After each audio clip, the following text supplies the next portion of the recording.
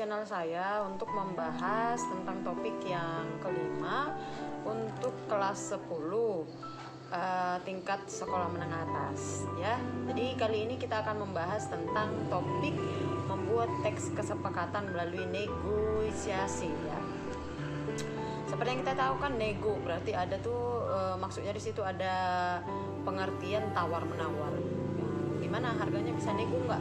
Jadi itu ada pengertian di situ. Apakah masih bisa ditawar? Apakah masih bisa kita cari kesepakatan yang lain? Nah, jadi berdasarkan hal tersebut maka teks negosiasi adalah sebuah interaksi sosial untuk mencapai kesepakatan di antara pihak-pihak yang memiliki kepentingan. Jadi interaksi sosial berarti ada organisasi, ada kumpulan masyarakat antara satu orang dengan yang lainnya untuk mencari kesepakatan. Jadi tentunya mereka memiliki kepentingan yang berbeda-beda, tetapi mereka membuat kepentingan berbeda-beda ini mencari kesepakatan supaya menjadi sama atau terjadi kesepakatan di antara kepentingan berbeda-beda itu ya. Jadi ini bisa juga kesepakatan yang berupa perjanjian, yang pastinya kalau ada perjanjian antara kedua belah pihak itu sama-sama diuntungkan pastinya ya. Jadi tidak ada yang dirugikan di situ. Nah, jadi kata kunci teks negosiasi adalah proses tawar-menawar suatu kepentingan gitu ya. Jadi kepentingan apapun tuh, banyak hal kepentingan ini sebenarnya ya. Jadi ada tawar-menawar di situ, ada nego, ada kesepakatan untuk kepentingan bersama dan yang saling menguntungkan. Ada beberapa tujuan dan ciri-ciri dari teks negosiasi. Yang pertama adalah dari tujuannya dulu. Yang pertama adalah memperoleh kesepakatan dalam kesamaan persepsi ya. Jadi memperoleh kesepakatan dalam persepsi. Jadi ada pandangan yang sama. Itu yang tujuan yang pertama dari negosiasi. Yang kedua adalah mempersatukan perbedaan pendapat antara pihak-pihak yang memiliki kepentingan yang berbeda. Jadi mempersatukan perbedaan pendapat ini maka kita harus ada saling beradu persepsi sehingga kita temukan titik temunya ya. Jadi ada satu pertemuan yang akhirnya mempertemukan perbedaan-perbedaan itu. Yang ketiga adalah mendapatkan kondisi penyelesaian atau solusi dari masalah yang dihadapi. Ya, jadi karena sudah ada kesepakatan, ada negosiasi, maka pastinya akan ada solusi dari masalah yang sedang dihadapi. Terus yang keempat adalah menghindari kerugian atau memberatkan salah satu pihak yang berkepentingan. Jadi negosiasi itu tujuannya itu adalah untuk menghindari kerugian dari salah satu pihak yang berkepentingan. Jadi kalau ada satu pihak yang dirugikan, itu bukan negosiasi namanya ya. Jadi harus kedua belah pihak, baik pihak A ataupun B, sama-sama diuntungkan, maka terjadi negosiasi. Nah, jadi tujuan utamanya negosiasi itu supaya kedua belah pihak itu sama-sama diuntungkan, tidak boleh ada yang dirugikan. Nah, itu adalah beberapa tujuan dari negosiasi ya. Sedangkan ciri-cirinya sendiri ada 5 ciri-ciri dari teks negosiasi yang bisa kita lihat. Yang pertama pastinya adalah ada pihak-pihak yang memiliki kepentingan yang berbeda. Kalau tidak ada pihak-pihak yang memiliki kepentingan yang berbeda, ngapain kita harus ada nego? Ngapain kita harus ada kesepakatan? Kalau kedua pihak itu sudah sama-sama sepakat, jadi ngapain harus dinegosiasi lagi kan itu. Jadi ciri-ciri yang pertama pastinya harus ada pihak-pihak yang memiliki kepentingan yang berbeda. Yang kedua adalah negosiasi merupakan sarana penyelesaian masalah. Jadi itu bisa sebagai wadah untuk menyelesaikan sebuah masalah. Yang ketiga adalah menitik beratkan pada kepentingan bersama yang saling menguntungkan. Jadi itu menitik beratkan pada kepentingan bersama yang saling menguntungkan, meskipun kepentingannya berbeda tetapi saling menguntungkan untuk kedua belah pihak. Terus yang selanjutnya adalah merupakan media penghasil kesepakatan ya. Pastinya sama seperti misal media-media yang lain menghasilkan sesuatu, maka negosiasi adalah media atau wahana atau sarana untuk menghasilkan kesepakatan. Yang kelima adalah mengarah pada tujuan praktis ya, mengarah pada tujuan praktis, yaitu untuk mencapai yang dapat diterima kedua belah pihak. Jadi kadang kalau kita tidak negosiasi maka akan terjadi miskomunikasi ya, artinya sehingga tidak terjadi kesepakatan yang menguntungkan kedua belah pihak, sehingga ada beberapa komunikasi yang yang menyebabkan tidak tidak adanya persamaan persepsi yang tadi ya, karena ya seperti yang kita tahu bahwa semua orang pastinya memiliki persepsi yang berbeda-beda terhadap suatu hal ya. Jadi maka perlu kita rundingkan, perlu kita diskusikan supaya ada kesepakatan. Itu dia. Maka ada 5 hal tersebutlah yang menjadi ciri-ciri dari negosiasi. Selanjutnya adalah ada beberapa jenis-jenis teks negosiasi. Secara umum terbagi menjadi 2. Yang pertama adalah teks negosiasi tuturan langsung dan tidak langsung. Jadi ada 2 secara umum jenis dari teks negosiasi. Ada berdasarkan tuturan secara langsung dan ada tuturan tidak langsung. Nah, di mana perbedaannya nih? Kalau teks tuturan langsung itu sebenarnya dibagi lagi menjadi 3 ya. Jadi ada tadi secara umum teks negosiasi itu dibagi menjadi 2, tuturan langsung dan tuturan tidak langsung. Nah, sedangkan tuturan langsung ini dibagi lagi menjadi 3, yaitu adalah teks negosiasi pemecah konflik atau pemecah masalah. Yang kedua adalah teks negosiasi kerjasama, dan yang ketiga adalah teks negosiasi penjual dan pembeli. Jadi teks negosiasi pemecah konflik atau pemecah masalah ini adalah biasanya bersifat umum. Banyak hal-hal yang mungkin masalah-masalah yang kita dapati dalam kehidupan sehari-hari antara kedua belah pihak, baik itu antara si A dengan si B, maka ada negosiasi, ada kesepakatan, maka terjadilah kesepakatan sehingga menguntungkan kedua belah pihak. Itu kalau berdasarkan secara umum, baik itu misalnya permasalahan dalam kehidupan sehari-hari, atau permasalahan dalam lalu lintas, atau permasalahan dalam keluarga dan lain sebagainya. Itu kalau yang dimaksud dengan teks negosiasi pemecah konflik atau pemecah masalah. Yang kedua adalah teks negosiasi kerjasama. Ini biasanya terdapat pada perbankan atau perusahaan.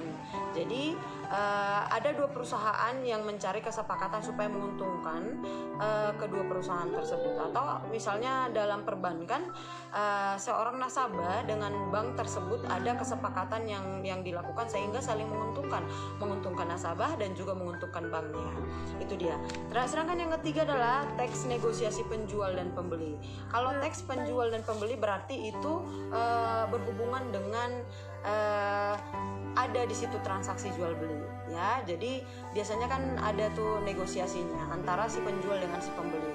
Kalau si penjual dan si pembeli sepakat di harga yang itu atau sudah sepakat sama-sama menguntungkan keduanya, maka hal tersebut bisa menguntungkan antara penjual dan pembelinya.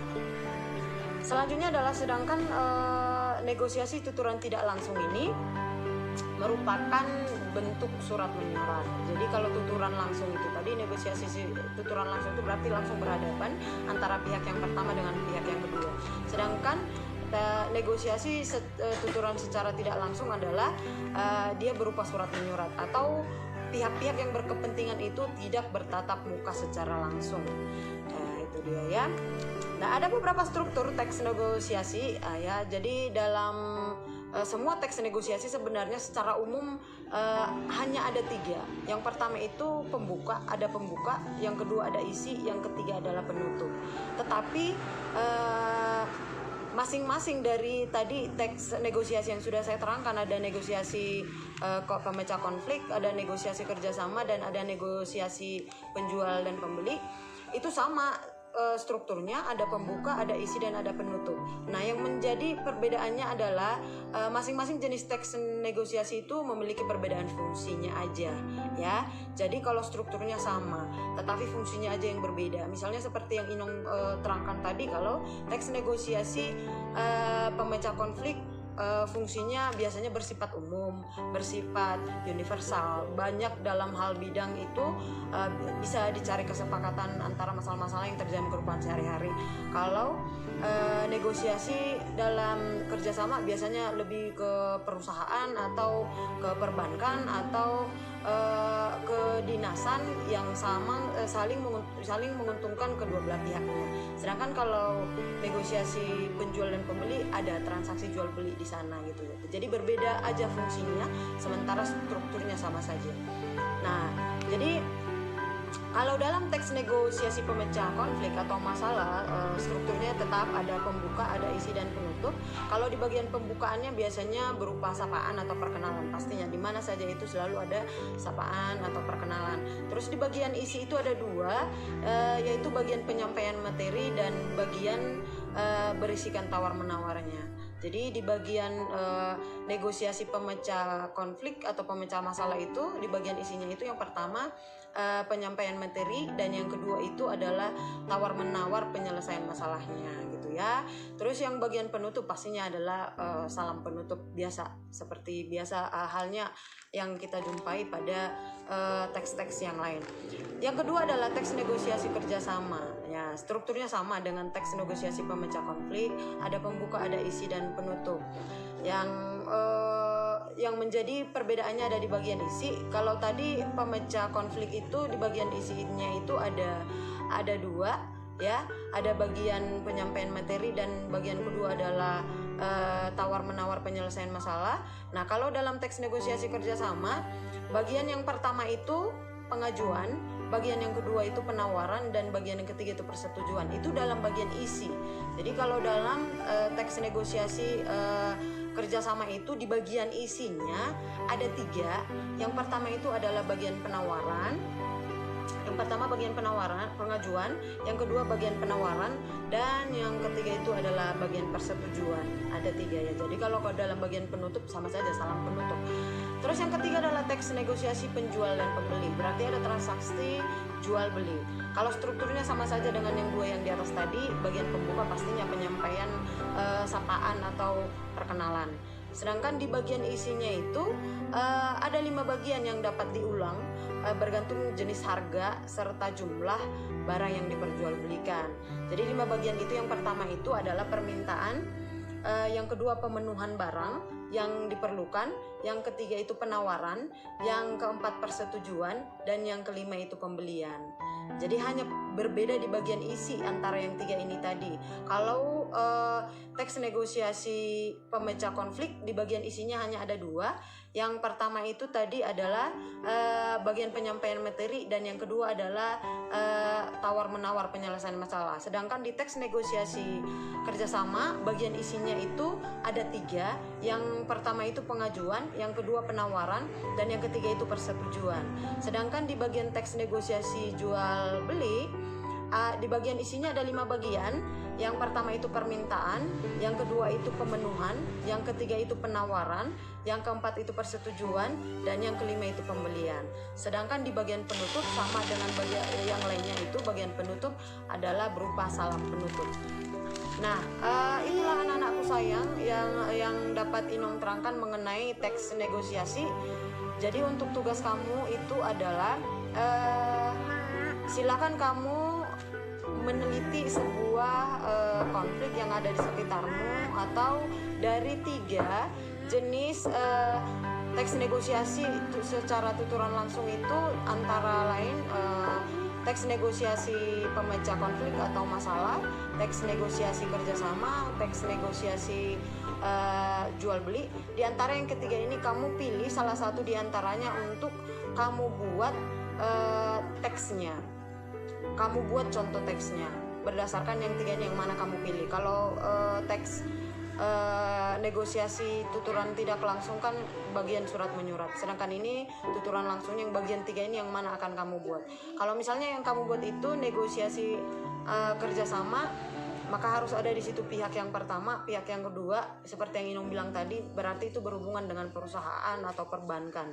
Sedangkan kalau pemecah konflik biasanya terjadi dalam kehidupan kita sehari-hari, atau ada yang bertikai antara satu tetangga dengan tetangga yang lain. Ada kesepakatan supaya deal kedua-duanya saling diuntungkan. Yang ketiga itu adalah teks negosiasi jual beli, berarti ada penjual, ada pembeli, ada di situ tawar-menawar, ada transaksi jual beli. Di yang 3 ini mana yang akan kamu pilih? Pilih salah satu, baru kamu buat isi dari teksnya. Berarti yang pertama itu ada pihak yang pertama, yang kedua itu ada pihak yang kedua. Jadi kalau misalnya yang kamu buat itu negosiasi kerjasama, berarti ada pihak yang pertama itu misalnya Bank A, pihak yang kedua itu Bank B sebagai pembeli. Nah, kalau negosiasi jual beli Yang pertama itu penjual sebagai pihak penjual, yang kedua itu sebagai pihak pembeli. Nah, secara umum itulah yang termasuk ke dalam atau yang bisa Inung terangkan mengenai teks negosiasi. Itu banyak sekali terjadi di kehidupan kita sehari-hari ya, atau yang sering kita lihat di media yang kita lihat di sarana yang kita pakai dalam kehidupan sehari-hari. Oke?